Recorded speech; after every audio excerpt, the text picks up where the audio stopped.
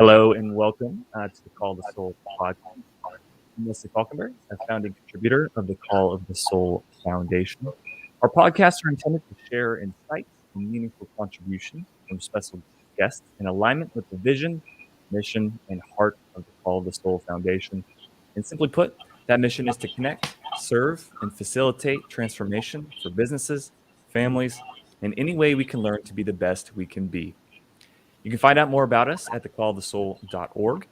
Our host today is Dr. Ray Falconberry, founder of the Call of the Soul Foundation. Our special guest is Dr. John Webb, a talented musician and author of the new book, Well, I'll Be a Blue-Nosed Gopher, Practicing Happiness Now. In fact, it was his own music playing during our intro, so thank you very much, John, for contributing that music. It was beautiful. Little background on John. He grew up in West Dundee, Illinois until age 11, when the family moved to Buena Park, California to start a concession at Knott's Berry Farm called Jungle Island. After helping out after school and on weekends, John made the decision to go into music as a career. As a teenager, he went from garage bands to being a full-time performing musician in Orange County, California. After an AA degree at Cypress College and a transfer to Cal State University, Fullerton, he went on the road for a year performing and then made a decision to go to the University of North Texas, renowned for their jazz program. Eventually, John earned a bachelor's and a master's of music at UNT and later earned a Doctor of Arts at the University of Northern Colorado. Dr. John C. Webb, was a professor of music for 31 years, including 7 years in administration. He taught saxophone, music education, and jazz courses at Mount San Antonio College, California State University, Fullerton, Chadron State College in Nebraska, University of Wisconsin-Whitewater, and the University of Texas at Tyler, quite a few schools. He's an active performer on saxophone, flute, piano, and vocals, and has performed with Chuck Berry, Freddie Cannon, the Penguins, and a number of jazz artists from the Maynard Ferguson Band, and many other prominent artists in his career. John currently plays in California in 6 groups, playing jazz, Latin jazz, rock, and R&B. He's also a full-time caregiver for his wife, Toni, but more on that later in the podcast. Besides academic papers, Dr. John Webb authored his own textbook, Cultural Music Perspectives, Native American, African American, and Latin American music in the U.S. But today, we are here to talk about his latest release, Well, I'll Be a Blue-Nosed Gopher, Practicing Happiness Now. At this point, I will hand over the reins to our host, Dr. Ray Falconberry, again, the founder of the Call of the Soul Foundation. Ray, to you. Thanks so much, Wes.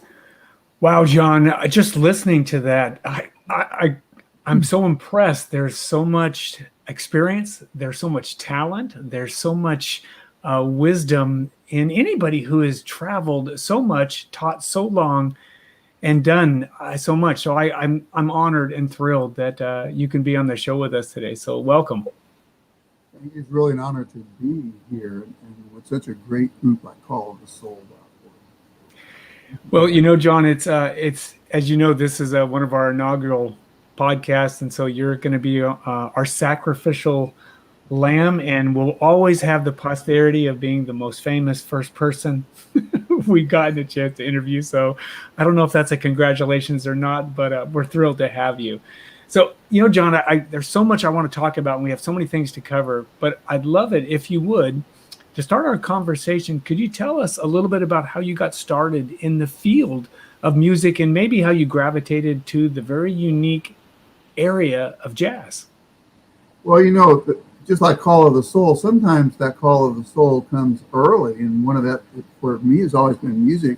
And it started just as a baby in the crib. I used to start rocking and rolling in the crib and singing songs really loud, even at 3 in the morning. My parents loved it for about 5 minutes, but they couldn't stop. They couldn't shut me up, So I had music in me as an infant, and so they thought, well, maybe I'd like to be in a band or something. And so as I got into grade school, I started listening to some records, and I found an Al Hirt record. And Al Hirt, of course, was a famous jazz trumpet player. He played Dixieland, famous for being a New Orleans person. And so I wanted to play trumpet. So my parents went out and they bought me a flute. So I was just underwhelmed because flute, I was in 4th grade. I'm 8 years old still. And I didn't want to sit with all the girls back then.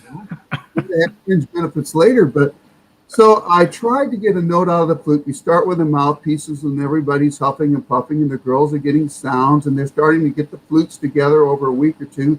And little Johnny's going, trying to get I just didn't respond very well, and I was way behind. And so about the second week, the band director sent me a little note in a sealed envelope to hand to Mrs. Webb. So I gave it to my mom, getting ready to run out and play. And she said, John Christopher Webb. And I go, full name. I went back, and it turned out it was a letter that said, Dear Mrs. Webb, please excuse Johnny from band. This is not the correct extracurricular activity. He does not have an aptitude for music. Oh, My shoot. mom got on the phone, and by the time she got done with him, he sent his daughter, who played flute, over to give me lessons. And so she got me going and getting the note out of the flute, and I got caught up. So thanks, Mom, because otherwise who knows where I would be. So moving on from that, I enjoyed music, loved being in band. I was had a great junior high and high school. Man, I have to have the same band director for both, Mr. Don Gunderson. He was a great band director and got me really interested in music. But I wasn't sure if I wanted to do that for a career until my second year in college. But I came home one day and I'd made up my mind. I wanted to be a music major. I told my parents. And there's this deathly silence. Oh, well, okay. But, well, how will you make a living? Oh, I don't know. I'll just work really hard. But by the way, I just got a 4-night-a-week job at a nightclub. I'm age 19. And it's 4 nights a week and at the Whistling Oyster, and it starts next week. Oh, my gosh. So they were like, oh, my son, he's going down the primrose path to hell. So anyway, that was the beginning of my career of playing gigs and my start in music. You know, what's interesting is what a humbling start to be essentially kicked out of your first music class. And but you know what was very cool is you had the perseverance. You stuck with it. And maybe that tutor that came over, the band teacher's daughter, might have been fairly cute. I don't know. You probably didn't notice at that age, but no, it wasn't cute. Well, you know, it's interesting because you said something that was awesome in that you mentioned that, you know, parents might be afraid to, you know, what, my son's going to be an actor, my son's going to be a musician, you're going to starve like a starving artist. By the way, though, I'm employed and I'm working 4 nights a week. And I know from previous conversations, and from even your bio, you've played for so many people and with so many people. So I'm really curious because there's an interesting transition here. So as you're playing all these different kinds of gigs, was there something that happened in the gigs that you were playing over time that said, you know, I love music, jazz is in my blood, but I'm really curious about seeing, is there another way for me to express music, which eventually led you into the collegiate world in academia? Was there an event that triggered that, or a series of events, or no? Well, Dr. Ray, there were several actually. One started the very first week that I took that gig I was telling you about at the Whistling Oyster. It's no longer there. The Whistling Oyster in Huntington Harbor, California. It was a nice place, and of course, busy place, and they had their resident people that came there every night to party and drink and dance and everything like that. And we played jazz and top 40. But the first night I played, and I'm only 19. That first, of course. 2 drinks are there. So-and-so bought the band a drink. So-and-so bought the band a drink. 2 drinks there. Okay, And then the next night, there's 3 drinks. I ordered screwdriver to start off with. And then the third night, there's like 5 drinks there. And I'm going, this isn't going to work. I can't do this. So I went to the bar. I can't drink all these drinks. Well, that people get offended if you just say orange juice or Coke. So I'll tell you what I'll do. I'll put orange juice in your drink and put a little straw and make it look like a Screwdriver. Screwdriver. And then I'll charge them for this, screwdriver. So the fourth night there were 7 drinks, 7 orange juices for me on the ledge. So I drank them all actually, and I don't know for a year. But the fourth night I had to give the female vocalist a ride home, getting on the freeway at 2 a.m, and somebody came from the far lane and cut in front of me to make an exit as I was accelerating. I had to jam on the brakes, spun around, went down an embankment, and stopped about 5 inches from a light pole. And I thought, I was able to get the car out and everything, but I thought, what if I had screwdrivers? So that was a wake-up call first right away. Wow. After that, I love playing, but I got tired of the music to drink by. I got tired of some of the, there was great musicians to play with, but there was also a lot of alcoholics that I would play with, and a couple of coke freaks, and they even had a meltdown on a stage one time where the person just freaked out and the band had to get fired because, it really made an impact. So there's got to be more to music than just playing. There's nothing wrong with having a party here and there, but every night, party, drink. And I wanted the music to mean something. So the academic environment brought some credence to the whole thing. And plus I liked the learning environment. I didn't want to just didn't want an empty, banal kind of thing. So luckily I went back to school and got into academia. And I think that was one of the best things I could have done. It gave relevance to the music. And plus, when I later on became a professor, a teacher, I enjoyed helping others find their path, and that was much more rewarding. And I still got to play gigs, but I could be more selective about which ones that I played. It's interesting, as I think we could do a whole nother show on just the adventures of a professional musician, working venues, working bars, working things. And, and I think that would be entertaining in its own right. I'm glad you got into, and I'm sure your students, John, glad you got into academia. So I guess the question I would ask is, as you think back on your 31 years in traditional academia as a professor and as an administrator, what is maybe the one thing that stands out that was most memorable for you in that time period? Yeah, it wasn't a single concert. It wasn't a single class or a single person. It was just the times when I could make a difference in someone's life, whether it was teaching an ensemble, whether it was in a private lesson, or one-on-one, or in a classroom. If I felt that I reached somebody, which you can't reach them all. You try with some people, and I learned the hard way. Sometimes you cannot, you can't save them. For example, if they're going down the wrong path, you can try. But when you can make a difference, that pays for itself. It pays for all the committee meetings. What's interesting is I would love to, again, I think that we could have so many conversations, John, in so many different areas of music, or another one is right here in the adventures we've had in academia. But what I loved what you said is such a pure message that it resonates with us. It's literally what we're designed to do with Call of the Soul, is to make a difference, to connect with people and make a difference. And sometimes you can't, but that's really that goal. And if you can even have that one little experience, or that one kid, or that one opportunity that does shift somebody's life, it's amazing. It's worth it in that way. So I'm real curious, because as we move into what you're now involved with, is this incredible book, and I want to start to move in that direction of happiness. And so again, coming from this incredibly rich background, how did your interest in happiness, in the field of happiness, get started? Well, it started as a master's student at the University of North Texas. I took a class from Dr. Forrest Rollins, and he was a psychology teacher and education. And he taught a class called Learning and Motivation, and it met at 8 o'clock in the morning, which was just great. Great. So, but everybody said, oh, he's a great professor. So what he did, came in the first day, and he brought this huge box of books, loaded with books for all subjects, science, self-help, psychology, and everything. Sets it down, and they brought it in on a big cart. And he said, okay, everybody, just go grab a book. So we went, okay, well, which one? Well, just whichever one you want. So we all kind of tenderly went over there because we weren't sure what he was after, and we took a book, and we went back and says, now I want you to take it home and read it. Okay.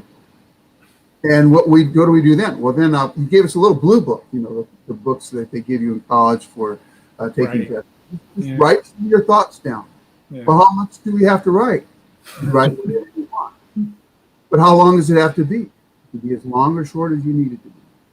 And when does it due? You turn it in when you're done. And then what? Go get another book. Okay. And then what? Do the same thing again. I read 13 books that semester. And I couldn't wait to get the next one, because he took the fear away from, about learning. And he said, you know, if as long as we gave our best effort, this is grad school. He couldn't have done this with undergrads, I don't think. But he said, you're going to get an A. You just do your best effort. And you know, we wrote comments, and you know, after a while, I couldn't wait to write some thoughts about the book, and he would respond. And of course, his lectures and everything were great, but he took the fear out. And a lot of the books in that box were about happiness. And I got to start reading a lot of books involving that. And so that was the beginning, because I thought, wow, this is a different way of approaching teaching, you know, and why didn't I get more of that? So, of course, I go into my career as a professor and academic, and going into administration, I learned that there's a lot of stress, of course, with students. We know that learning can be stressful, and we know that university life can be stressful, but I never realized until I became an administrator was, my goodness, the faculty and the administrators are just as stressed out or more so than the students were. Now, there's something wrong with that picture. Where's the love in the whole thing? And it was so like little kids in a sandbox sometimes, faculty quarreling, because I'm in charge of a music department and later on in charge of an entire division of arts, and I'm realizing there's just little kids sometimes, great minds, intelligent minds, but they're unhappy. They're miserable. And I thought, well, intelligence obviously doesn't have anything to do with happiness. Well, what does? Well, of course, I'm a musician, and I'm a jazz musician. Well, we're cool, right? Wrong. This go there.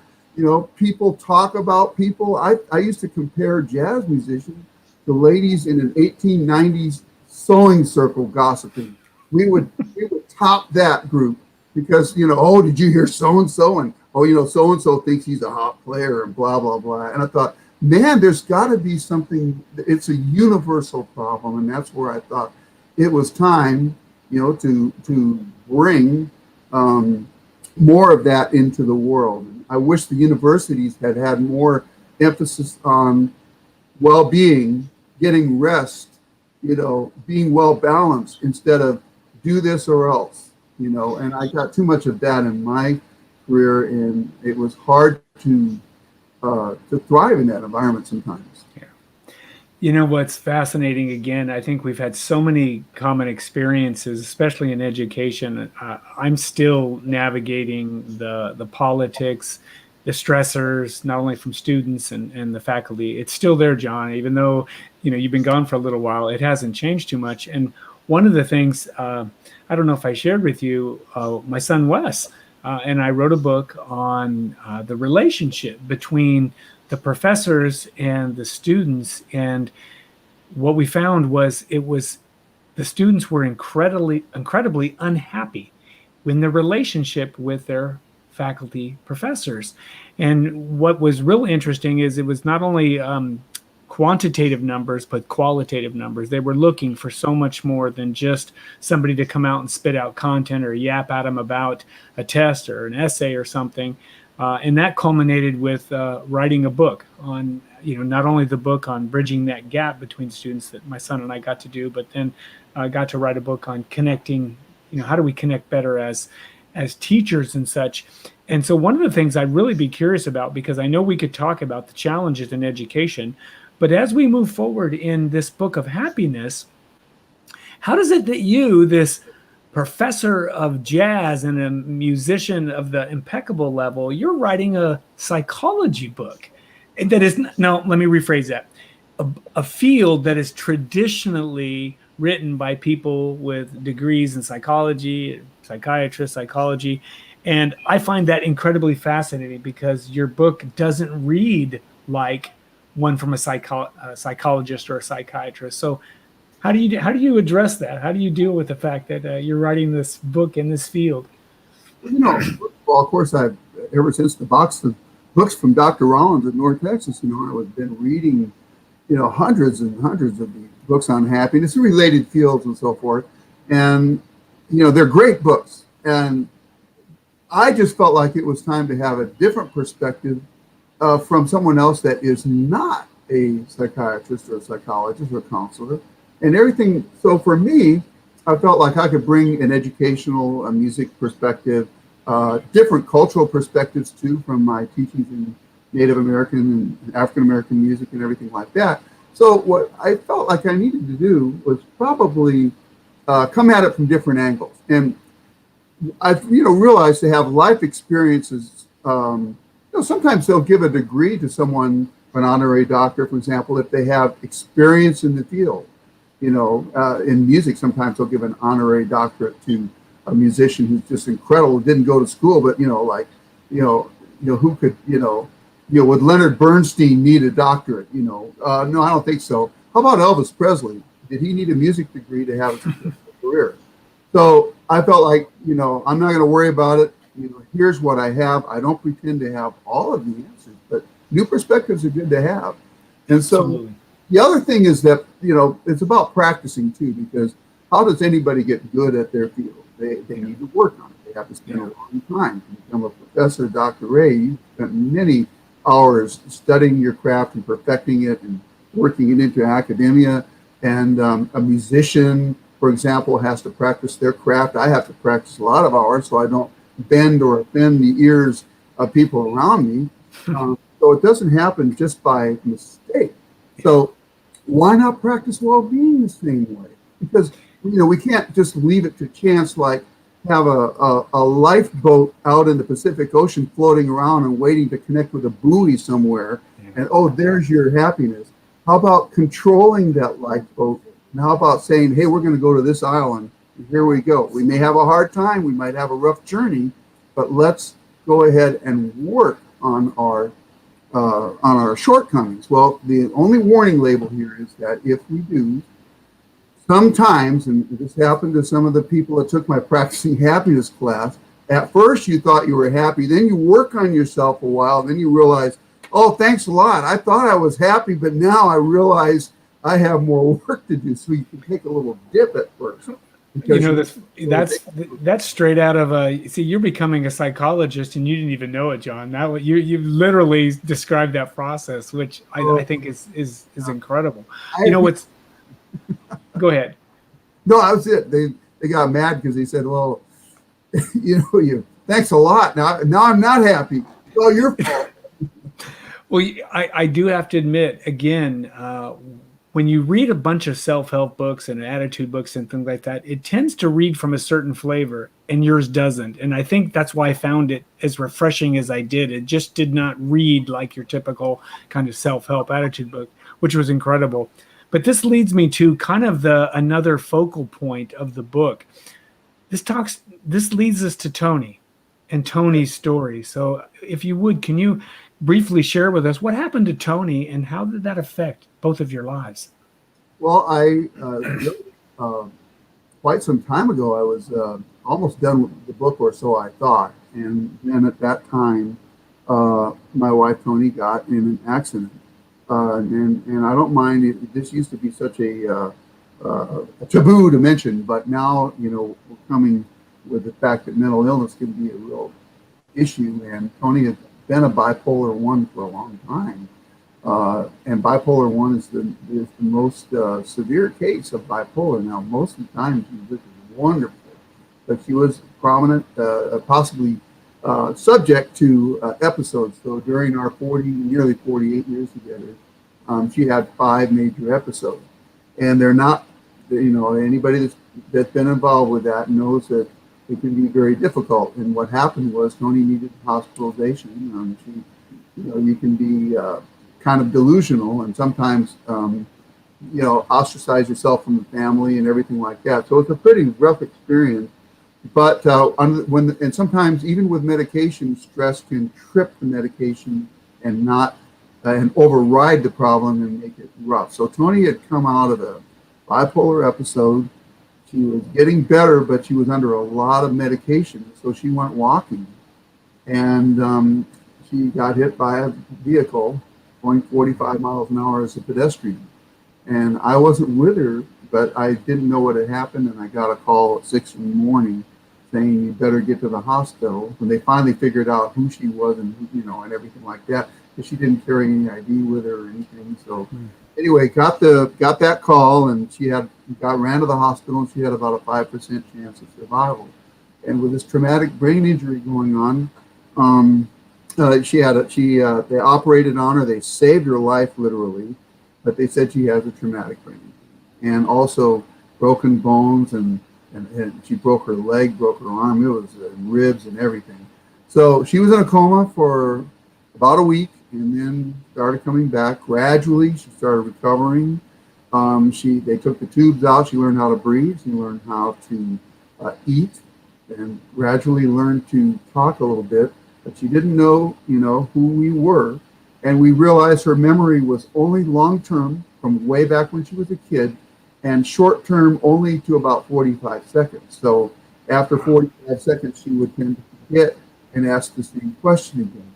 So Tony was just so heroic in coming back and being amazing, Gosh, that is such an amazing story in that way. And what's interesting is, I believe she ties into this whole concept of the blue-nosed gopher. Can you kind of tie that into that? Absolutely. Well, that's why might as well do the little plug here. Ta-da! Maybe backwards if you see. But anyway. No, it's good. Perfect. Blue-nosed gopher. There we go. I'm backwards. But the blue-nosed gopher came about when Tony was learning how to speak in a rehab hospital. And she can walk now, by the way. I'll walk her. And she's got one arm that works, and she's amazing. But this blue-nosed gopher came in about the third month of her rehab, and her personality came back. She kicked in, and she started getting really cheerful and singing songs and everything. So I was wheeling her out for breakfast one morning, and she looked up and down the halls of the hospital, all the activity going around and people buzzing around, and she said, "Well, I'll be a blue-nosed gopher." And then she went, and of course we all laughed, we took her to breakfast and everything. And then I took her into the next room for her physical rehab. "Oh, well, I'll be a blue-nosed gopher," And so she kept saying that for a long time, day after day. Where's she getting that from? I asked her, "Somebody teach you that?" No. But I looked up online, and sure enough, from the Mickey Mouse Club in 1956 and 57, when she was a little girl, she watched that show. And in that show was these dude cowboys called Spin and Marty. It was a segment on Disney. And when she would watch that, all these kids are getting together trying to learn how to be cowboys and everything like that. There was a guy named Ollie the horse trainer. And at the beginning of the first episode, he looked down at the kids and shake his head and go, "Oh, I'll be a blue-nosed gopher." That stuck in her head. But blue-nosed gopher, though, is more than just a saying, because the way Tony does it is that there's, in that laugh, it's like, well, here we are in the here and now. I'm not worried about the past because she doesn't remember the past. And by the way, there's no marital baggage anymore. When you lose your past, it's not all bad. You might think, "Oh my goodness," you go, "Oh," but you know what? The past is not all what it's cracked up to be. And you might think, "Well, what about all those good memories too?" But even the good memories can be sad, especially if they involve people that are no longer with it. So she's always in the now. Not, she lives right in the now, and that's where the power is anyway. So by being a blue-nosed gopher, you're kind of being in the now. And so, but the other thing is that she's this amazing, cheerful being all the time. You can't be in a bad mood around her. I've tried. I try to be in a bad mood once in a while, just to, and she won't let me. She's just amazing, pure, and and also she keeps things simple in my book. And so, I spared the academic jargon. I got rid of it best I could, and she keeps things simple and real for me. What's beautiful about this, and I know it's a painful story in a lot of ways, because just the mental illness can be a difficulty in itself, but then you're adding an accident, traumatic brain injury, high probability of death. That can change people in a lot of ways. But for you, John, what's fascinating about it is it's helped transform you. You've taken this event, this difficult, trauma and you've turned it into something positive. And so you've created this amazing book about that. And I know that's different than academic writing. So I think for many people, they would appreciate the fact that it's not coming in heavy-handed with psychobabble, and it's just really this incredible logical thing. But as we go forward in the 10 minutes or so we have left, what are you looking for, John? What's something that you could maybe talk a little bit about the book and your hopes for it? What are you looking for in that? And maybe share a little bit about the book. Well, the real simple thing is that I just wanted to help people feel better about themselves. And it may take some soul searching to do it. So the book is really for somebody who is willing to at least work on themselves. It's comprehensive. It's not a short book. There's a lot of different approaches to happiness. But with the help with that, I found a great illustrator, Sarah Bossinger, who was a student at UT, University of Texas at Tyler, and is now she's a fine bassoonist too, and a band director in the music area.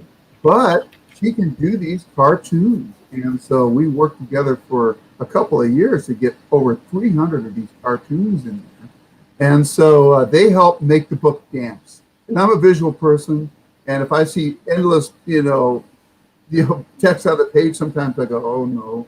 But then I see a cartoon or something, I want to find out what that cartoon has to do with the book. So she's really helped make the book dance. And there's 7 sections of the book. One is the first one, Who the Heck Am I? It's basically about self-introspection, looking at yourself, and, discovering yourself a little more. The second one is transforming thoughts into action, so they become action and not just staying in the thought realm. There's another one about putting time on your side. The time management aspect, though, is not like getting organized and everything like that. It's more about doing what's important, even if you don't do anything else. There's a section on endless energy, trying to get more energy. How do we do that? A lot of it has to do with that soul purpose. If you're following the call of your soul, you're going to have more energy. If you don't, then you have to figure out why. There's a lot of activities. My favorite chapter might be the ego check, because that's where I have to look at too. The ego is not about confidence, but it's about being tricked into not even realizing you're self-centered when you are. So there's all kinds of ways ego can be a trickster and make you think you're not egotistical when you really are. The last part of the book actually has to do with overcoming negativity, because how can you be happy when you're going through a really adverse, if you lose your job? Are you happy now? What if you lost a loved one? Are you happy now? No. It's not about being happy. It's about overcoming and dealing and not sinking under the ocean when those things happen. The last section is just about that happiness matters.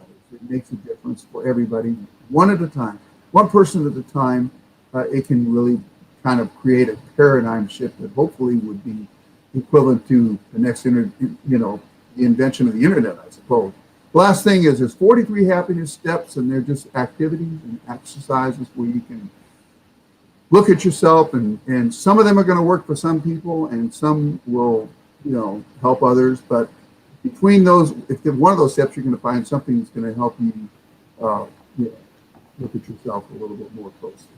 Yeah, there is some beautiful exercises that a psychologist would envy, and I know would utilize. They were some really good steps and good ideas. I'm just curious, John, is by chance, I don't know if she's available, but is our blue-nosed gopher nearby? Is she nearby? Could you say hello for a moment? She is standing by. She's walking over here. Ah.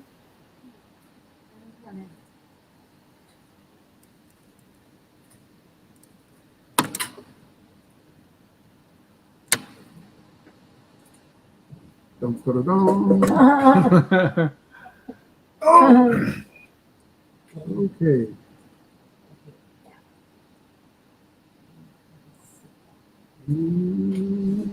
Go ahead.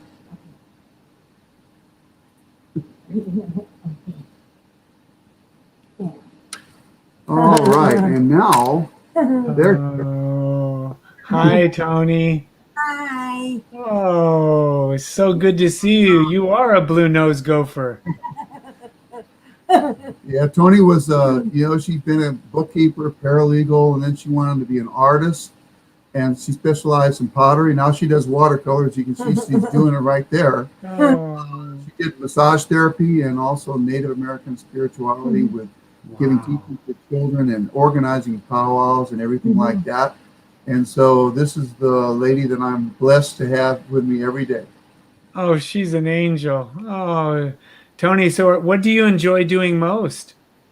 Well, I like to do watercolors a lot, and I like to watch television, and I like to eat good food and go Oh, on yeah. rides in the car and see my relatives. Yeah. That's Do you like listening to John's music? oh yeah, I love listening to his music. Oh my gosh, that is awesome. Oh, it is so good to see you. You just look lovely, dear one. Oh, thank you. Oh my gosh. Well, I'm just curious, John, what are you looking to do? What's your upcoming projects? What's in the future for you guys? Well, right now on the website, I'm going to try to get the blogs out a little more often, more like once a month, but they're going to go to once a week. And I'd like to make some smaller publications out of the chapters and various sections of the book, because each one of them warrant a lot more study and looking into. But I didn't want my book to be 5,000 pages. It's long enough as it is. So I also hope to develop a course, and maybe through the Call of the Soul. So Yeah. you guys are looking at that, and I'd be really excited to conduct a class like that, an online class, of course. And so that's the next three things, I suppose. Yeah, I don't think your teaching is done, John. And one of the things that we've had a chance to chat with John about in looking at his book and being amazed by it is it would be an amazing course. So we're actually building our first course at Call of the Soul and adding some gamification elements. And I think that would be something that would take an already incredible book and to be able to maybe gamify that in some kind of a course would be so much fun. And I think it would be such a wonderful thing for you in that way. So I'm hoping that that's something you do get to do. John, where can people not only learn more about you and maybe your work and how Tony's doing, but where can they pick up a copy of your book? I think we're running banners. And is that someplace that we can find out more about you? Yeah, it's actually right there on the banner. Yeah. And that's the website there, drjohncwebb.com. And on there are the Amazon links. All you have to do is just go there, and there's an Amazon link where you can purchase the book. And it's available in paperback, of course, like the one I showed you, but also it's available in Kindle. And because there's so many images in there, the paperback has to be in grayscale, but the Kindle is in color, and so the images really leap out at you in that. So there's music on there, and also the blogs and so forth. And so that's the place to go.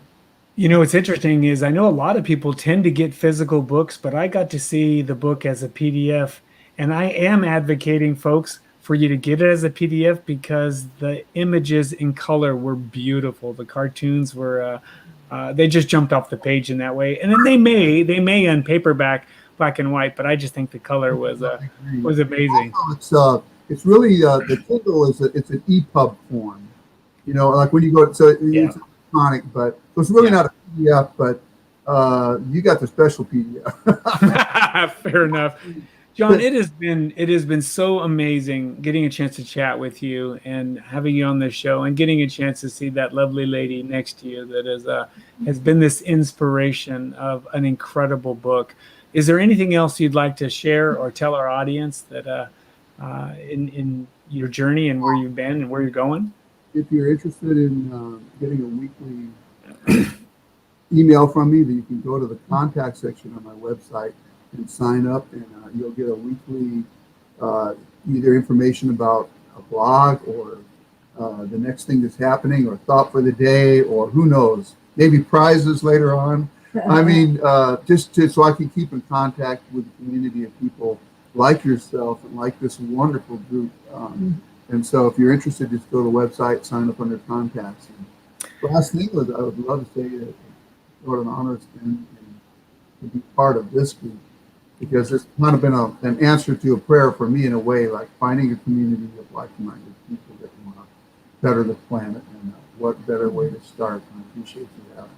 Well, John, it has been such an honor having you, and you really are, both you and Tony are what we are aiming for at Call of the Soul, in that looking to connect with people with a wonderful heart, a wonderful spirit, a great message, and looking to change the world, looking to evolve the world however way we can.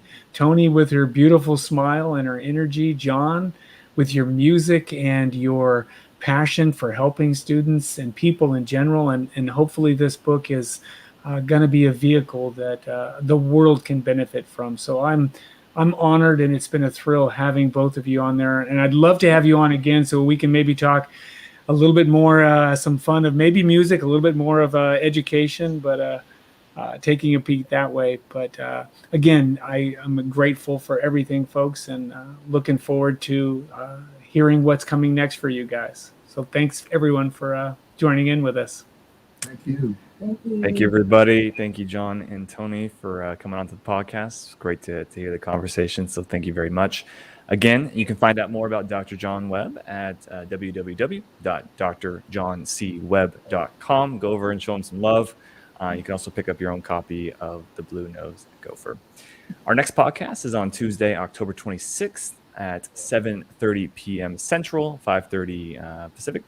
With Bob Berg, we will discuss the Go Giver Way based on the best-selling Go Giver book series, which I'm very excited for as well. All podcasts will be viewable on the Call to Soul YouTube channel. Additionally, at the bottom of our website pages, you'll find a special offer. Subscribe to the COTS community that you resonate with, and the first 100 people will receive the full ebook for the community you select. You'll also receive our monthly newsletters and information for upcoming events. Thank you again for listening to the Call of the Soul podcast. Once more, you can find us at thecallofthesoul.org. Thank you so much, everybody.